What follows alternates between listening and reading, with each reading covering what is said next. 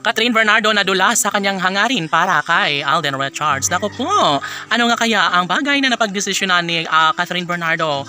Dahil sadyang naman kapag masaya ang lahat ng nasimulang pag-ibig sa dalaga at binata, ay marami ang manghihinayang at mawawala ng pag-asa na muling makabangon muli ang kanilang mga iniidolo sa nakaraang malungkot na pagmamahal. Sabi nga ni Alden Richards na patunay lamang na nariyan sa kanyang mga puso patuloy na kanyang minahal ang pretty girl na si Catherine. Dahil sa totoo lang ayaw ni Alden Richards na magiging malungkot ang buhay ng gwapong aktor sa pagmamahal ni Catherine. Laging hanap-hanap sa tuwina ng dalaga at binata ang isang pag-ibig na nagbibigay kasiyahan sa lahat.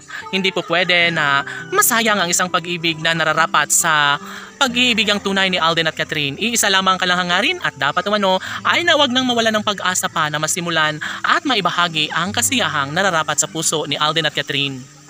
Sana hindi na magbabago pa ang pagmamahalang tunay ng dalaga at binata at sana'y hindi na mawala pa sa buhay ng dalaga si Alden Richards dahil kapag mawala ang kinang sa kanilang pagmamahalan, natitiyak ng lahat na masasayang lamang ang nasimulang pag-ibig ng dalaga at binata. Sana'y hindi na magbabago pa kung ano man ang mas makapagbibigay kasiyahan sa puso ni Alden at Catherine dahil pangarap ito ng taong bayan na sana'y magkaroon ng walang hanggang kaligayahan sa puso ni Alden at Catherine.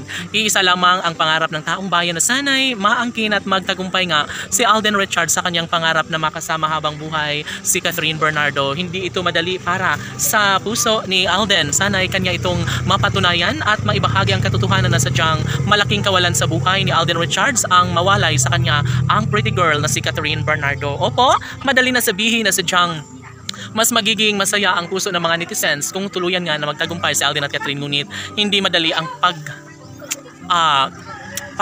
subok, no? Ang magkaroon ng hindi pagkakaunawaan at sana'y wala nang magbabago pa sa kanilang relasyon ni Alden at Catherine dahil kung masasayang man ang kanilang mga sumpaan tsak umano na mawawala ng pag-asa ang mga netizens na may sa katuparan ang lahat ng ito, dapat umano ay magkaroon ng pananalig at tunay at wagas sa pag-ibig sa mga puso ni Alden at Catherine dahil kapag mangyayari na mawasak ng tuluyan ang pangako ng dalaga at binata ay malaki ang posibilidad na mas magkaroon ng kaguluhan at tsak na hindi na matatahimik pa ang mga loyal fans ng Cat Den Love Team, no? Syempre, pangarap ng lahat na sana ay maangkin nga nila ang isa't isa, sana ay mapagtagumpayan na Alden at Catherine ang bagay na makapagbibigay sa kanila ng kaligayahan. Opo, saksi ang kalangitan sa mga pangako ni Alden at Catherine at ito lamang ang kanilang ninanais ng lahat na sana ay hindi magpapatalo si Alden Richards sa kanyang pangarap na makapiling at maikasal sa pretty girl na si Catherine Bernardo.